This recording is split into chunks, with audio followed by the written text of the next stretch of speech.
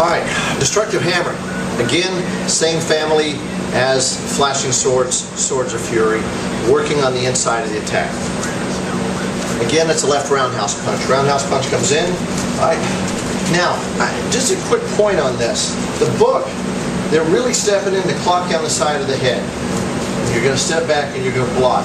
Now, I'm a little far away from here, even if for a sword hand or for a rake or whatever I want to do at this point. So use your maneuvers to adjust. That's what maneuvers is for. The book might say step back and do a neutral bow and start working from there. Ideally, but life is never ideal, so I want you to, as you're going back, you might, this is where the split step comes in. If you go back and look at that the split step video, I may step back and find I'm too far away, and then I'll have to advance. So split step is something to think about in application. So again, back to Destructive Hammer.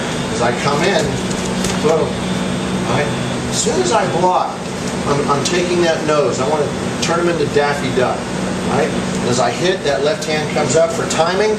It's either for timing or I can take the shot, elastic recoil off, catching the diaphragm, or depending on how big he is and how close he is, and there's that left hand checking this arm just in case, your hammer fist. From there, I'm going to collapse into an inward elbow.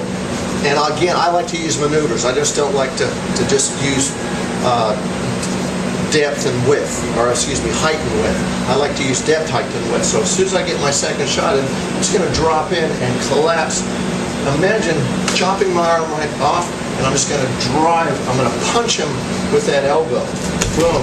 And as I get that step, I'm going to hammer down to the groin as I rotate the horse stance, bring his head down. Now, two options here. Option number one, rock back into the opposite side. If we took the liver on this side, we're going to take the spleen on this side. All right. Option number two, depending how he turns. John's been hit by me a lot, so he has Tessie to turn his head away from all the action. All right. Now, if he's not a Kempo guy, his head's probably going to be looking right about here. So as I hit, now that obscure elbow comes up, drives the head back, and then we can work on our cover out from there. All right, one more time. A little bit slower, or a little bit faster, but with some continuity going on it now. Hit, hit, hit, and then back out. Okay. Now, targeting on this one. Targeting is really important.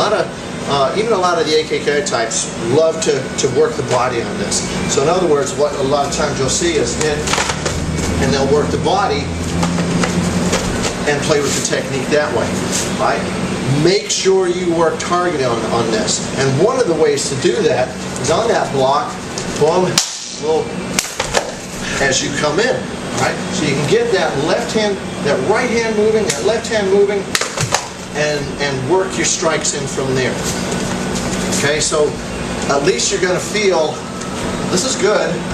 And by the way, this raking back knuckle, hit your partner with it once in a while and see what happens. That's a nose. You're going to take that nose and put it over by his ear somewhere. That's your goal. Right?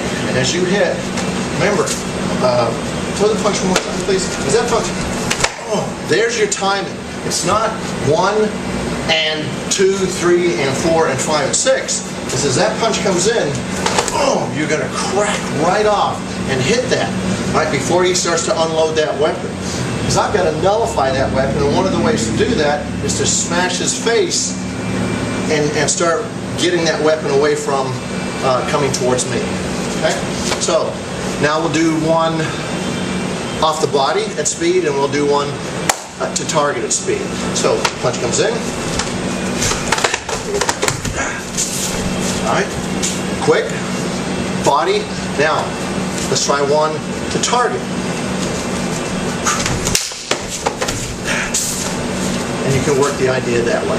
Hope you enjoy. That is Destructive Hammer.